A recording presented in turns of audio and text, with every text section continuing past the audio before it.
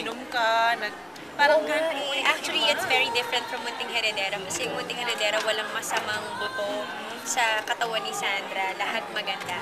Ito, meron siyang angst, meron siyang pinagdadaanan na hindi niya matanggap at hindi siya nakamove on. And that is the encounter with the Encanto, na naiwanan siya ng isang anak na Encanto din. So, yung treatment ko dito kay Jillian, who plays the role of Luna, yung kailangan kong ipakita na mahal ko siya. Kasi anak ko siya eh. Pero, mabigat yung loob ko sa kanya because she will always remind me of that incident na ano ako ng Encanto. So, it's medyo yung mixture of emotions ng pagmamahal at galit at the same time towards someone, yun yung medyo twist doon sa character ni Rowena. Kami, ito ba yung pinaka-masasabi na siya mabigat na role sa'yo? Kasi ito yung mag-uumpisa lahat sa'yo. Oo, actually, challenging role. So, nung nabasa ko yung week 1 na script, naloka talaga ako kasi ang bilis ng pangyayari because in 1 week, nagpakasal, nag-asawa, nabuntis, na-rape ng Encanto, nanganak, nag-alaga ng bagets, lumaki yung bagets. In 1 week ha. So, tumbling ako nung pagkabasa ko ng script. Ang sabi ko talaga sa EP ko, kay Miss Mona, Miss Mo, buhay pa ba ako bago natin matapos i-tape yung week 1? Kasi parang hindi ko. Sabi niya, kaya mo yan. Kaya natin to. And you know, ang sarap-sarap ng working environment namin. Even the people that I work with, ang saya-saya, hindi mo iisipin na mabibigat yung eksena na kinukunan namin, na mahirap, na gumagapang ka sa batuhan, lumulusong ka sa ilog, magaan. Paano mo binuhos lahat yung time mo dito? Kasi nag-storycon lang tayo last week, tapos ito na from pictorial, dire-diretso. Actually, from after doing Heredera, I had a 3-month break. So parang syempre, petics ka, gising ka ng hapon, di ba? Wala akong masyadong hindi.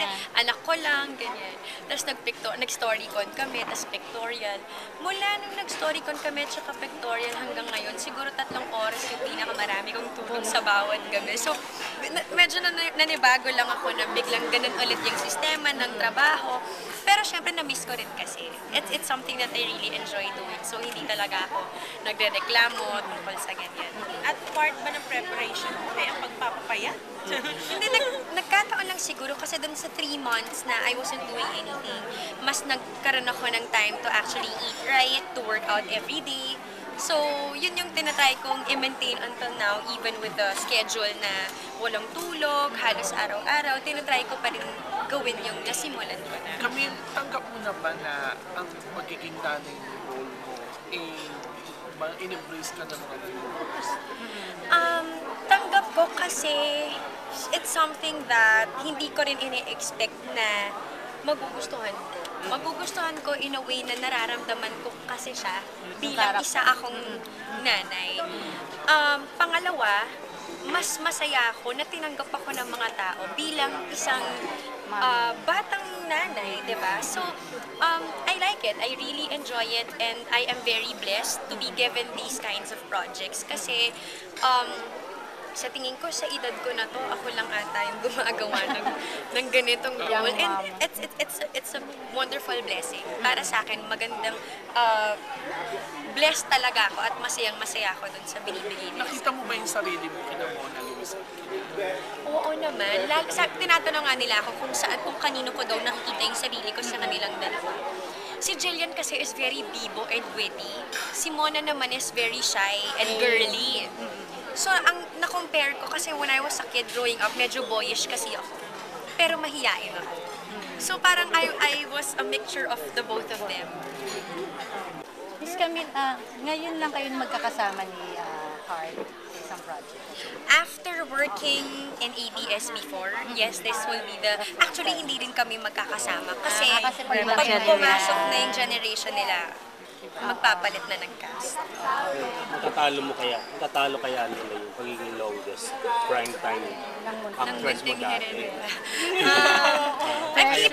I'm keeping my fingers crossed. Sana po makuha din ng Luna Blanca ang tamang timpla ng drama, because this is a traditional drama na meron lang pong konting twist of fantasy, but it is really a drama. So we're really hoping na sana po makuha namin ang puso ng bawat Pilipino, just the same way that we did when we were doing Heredera, na na-capture namin ang puso ng mga Pilipinas at ng iba pa sa buong mundo. So, we're really hoping na sana ganun din yung mangyari dito Kasi sa ikaw ang taga-bandera ng prime time. Ay! Salamat po. Napaka-ano naman nun, pero na-pressure ako ng slide.